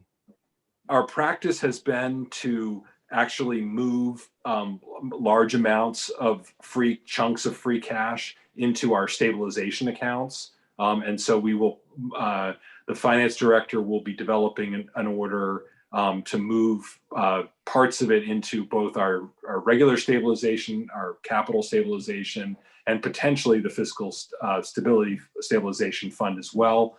The other thing to keep in mind is we also rely on this free cash to fund the capital program every year. That's one of the major funding sources for the capital program. So that's the other aspect. But yes, we do not generally leave funds, large amounts of funds to carry over. This year was a little bit different. I think the finance director was rightly concerned that we didn't know what what was going to happen in terms of the early months of 2020, going into, getting close to the end of the fiscal year. So we didn't actually want to, we wanted to keep additional free cash on hand as we closed out the fiscal year, not knowing what we would be facing into the unknown of COVID as we got to the end of the fiscal year. So there was more than usual left in free cash that then just flowed back over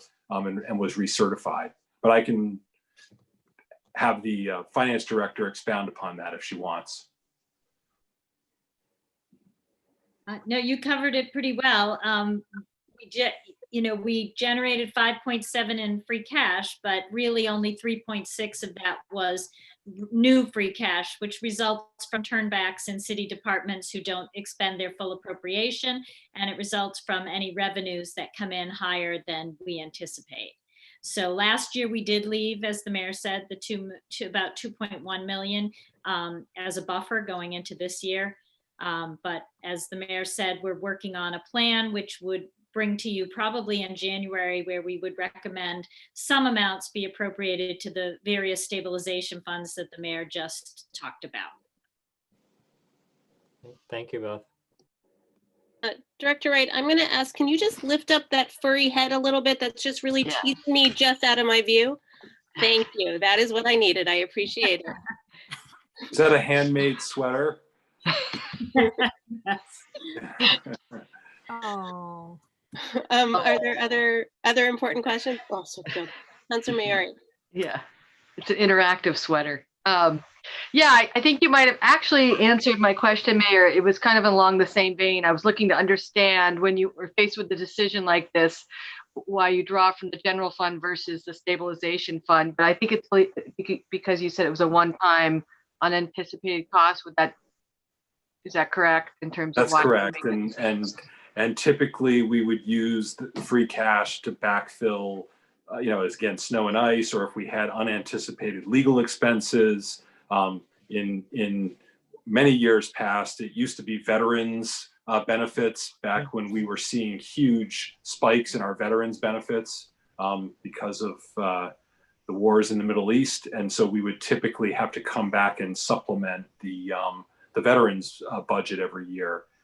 So that's generally what we use the free cash account for. Okay, so I'm just trying to think of another example. I guess I was thinking of the admin assistant for the Policing Review Commission came from the stabilization fund, and that was probably an unanticipated cost. No, actually we didn't. Oh. No, actually we didn't. We actually appropriated that because we still had the ability to appropriate it because we hadn't set the tax rate yet. So you actually appropriated that into the budget. It was sort of that you set the budget at for July 1, and then you have one more opportunity before you set the tax rate to make final adjustments to the budget. So it was still within that window that was incorporated. Okay, thank you. Good to understand. Other questions? Okay, seeing none. Is there a motion on this? There was. Roll call on a positive recommendation, please. Councillor Quinlan, Yes. Councillor Shara, Yes. Councillor Thorpe, Yes. and Councillor Labarge. Yes. Okay, that moves forward with the positive recommendation. There's no other business, so we can adjourn. Move to adjourn. Second. Motion was made by Councilor Labarge, seconded by Councilor Thorpe to adjourn. Roll call, please, Laura. Councillor Shara, Yes. Councillor Thorpe, Yes. Councillor Labarge, Yes. and Councillor Quinlan. Yes. Okay, we're adjourned and we're back into council, and we are taking up that order that we just discussed. So 20.156, in order to appropriate free cash, $60,000 to health department for temporary COVID-19 staffing. Move to approve. Motion was made by Councilor Maori, seconded by Councilor Labarge. Discussion. Okay. Seeing none, roll call, please, Laura. Councillor Labarge, Yes. Councillor Maori, Yes. Counselor Nash, Yes. Counselor Quinlan, Yes. Counselor Shara, Yes. Counselor Thorpe, Yes. Counselor Dwight, Yes. Counselor Foster, Yes. and Counselor Jarrett. Yes. Okay, that passes in first reading. We will see it in 2 weeks for a second reading. Next, we are moving down to ordinances that have not yet been referred. Yes, we've I'd got- like to make a motion that we refer 20.154, an ordinance relative to a stop sign on Edward Square. Doing my And job for me. what? I said you're doing my job for me. Thank you. 20.155, an ordinance relative to parking on Middle Street. Okay. Referring to where? Yeah. Legislative matters. I think, if I may, 20.154. I don't know. Have these been to transportation and parking? Came Are they from there? Transportation, Okay. as did, yeah, they both came from transportation parking. Okay. And I will second the moving both as a group to refer them to legislative matters. Okay. Any discussion on that motion to refer those both to legislative matters? Seeing none, roll call, please. Counselor Maori, Yes. Counselor Nash, Yes. Counselor Quinlan, Yes. Counselor Shara, Yes. Counselor Thorpe, Yes. Counselor Dwight, Yes. Counselor Foster, Yes. Counselor Jarrett, Yes. and Counselor Labarge. Yes. Okay, those have been referred.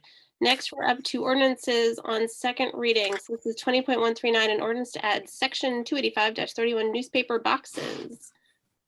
Move to approve, please. Second. Motion is made by Counselor Dwight, seconded by Counselor Labarge.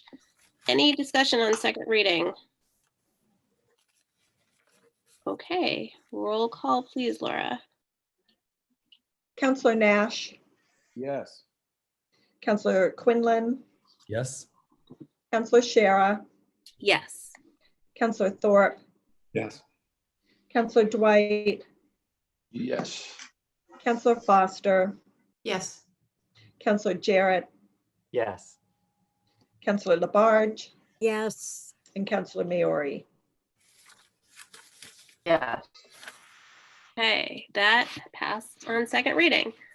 Our last item on the agenda is a request for an extension of the deadline for submitting a report and recodification from the Special Committee for Review of Ordinances. So section 1-15.1C of the Code of Ordinances requires the Special Committee for Review of Ordinances to file a report with the City Clerk no later than December 31st of the year in which its review is conducted. The Ordinance Review Committee hereby requests an extension of this deadline by 3 months from December 31st, 2020 to March 31st, 2021. As you may recall, because of the pandemic, this review of ordinances committee was convened late, got started late, and the request is that they have extra time to complete this. The chair. I was going to say move to approve to put it on the floor for purposes of discussion. Second. Motion made by Councilor Dwight, seconded by Councilor Jarrett. Would the chair like to? I would. Thank you. Thank you. So we are respectfully requesting an extension for 3 months to March 31st of 2021. As Council Presidents here just explained, we got off to a late start, and normally this committee would have had 6 months to do their ordinance reviews, and we've only been 3 months in. And so far, we've been not only looking at the ordinances from a social justice lens, but we've also received some ordinances cleanup from the Office of Planning and Sustainability. We've looked at ordinances involving vehicles and traffic. We're waiting for ordinances cleanup from the Department of Public Works. And so our work is not going to be completed by December 31st. So we're respectfully requesting to go 3 months out to allow us time to get everything put together for our report. Thank you. Thank you. Any questions or comments on this request? Councilor Maori, then Councilor Dwight.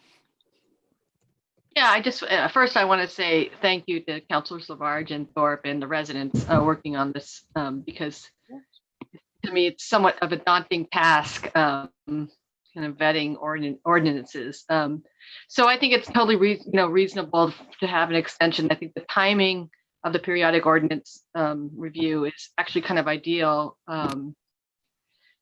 since I've been seeing municipal ordinance reviews as kind of a tenet listed as an integral part of proactive anti-racist and anti-bias work.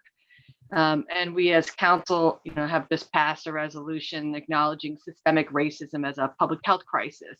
So it's a big job, and I want you to have sufficient time so you can, do substantive and meaningful work on this. Councilor Dwight. I will second what Council Maori said. And given the circumstances, the large charge, the impressive and awesome charge that actually you have been given, this is not what any previous ordinance review committee has had to experience or face. And I actually am grateful that you had the courage to ask for more time rather than rush the process, because this is very important. So I'm very appreciative of no problem supporting this motion. Thank you. And I think the committee members would be very appreciative of that as well. And we're going to do as much as we can, realizing that there are so many ordinances we will not be able to get to. But our report will be ready by that end date and or before, and we will go from there. If I may, it's worth noting that the reason you also have a large amount of things on your plate is the previous ordinance review committee also found that even given the scope and time that they were allotted, they couldn't possibly address all the things that needed addressing. And then we added to that agenda the very critical feature of looking at this through a lens of social justice, and creating a very critical form of analysis that didn't stand before. So know that there's in no way do I think that this committee has come up lacking. I am very impressed with the work that you've done so far as you've iterated, and I think you should know that you're not charged with doing all the ordinances. It's not possible. It's not possible. So I appreciate the ones that you are selecting based on the priorities that you have. So very grateful. Thank you so much to you and your entire committee. Okay, I echo those deep thanks, and just I'm so appreciative of this really intensive work that you all are doing, and I'm very happy to grant that extension. I also want to acknowledge Councilor Nash, who is on the committee, who I think wasn't mentioned before. Apologies. Yes, I couldn't think of everyone on it at the time. If I may, Councilor Scheer, not only do we have Councilor Nash, but we have Councilor Marianne Labarge as well. We also have Jeff Napolitano. We have Megan Pegg, who is our vice chair. And I also got to acknowledge City Solicitor Alan Seawald, who has been extremely helpful in the legal department, along with Laura Krutzler, who's been phenomenal herself in helping us organize and putting the agenda together. So it's a great team altogether. Thank you for acknowledging everyone. I'm really grateful. And yes, thank you, Laura, who this was no small additional task to the work that she already does to take on. So very, very grateful and appreciative. Any other comments? Kudos. Okay. So roll call, please, Laura. Councilor Quinlan, Yes. Councilor Scheer, Yes. Councilor Thorpe, Yes. Councilor Dwight, Yes. Councilor Foster, Yes. Counselor Jarrett, Yes. Counselor Labarge, Yes. Counselor Maori, Yes. and Counselor Nash. Yes. Okay, you have your extension. Thank you. There is nothing else on our agenda. Move to adjourn. Second it. Motion's been made by Councilor Dwight, seconded by Councilor Labarge. Roll call. Oh, Yeah, I the see. mayor some- has a furry thirded by sweater.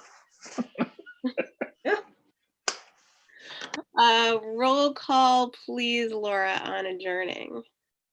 Counselor Shara, Yes. Counselor Thorpe, Yes. Counselor Dwight, Yes.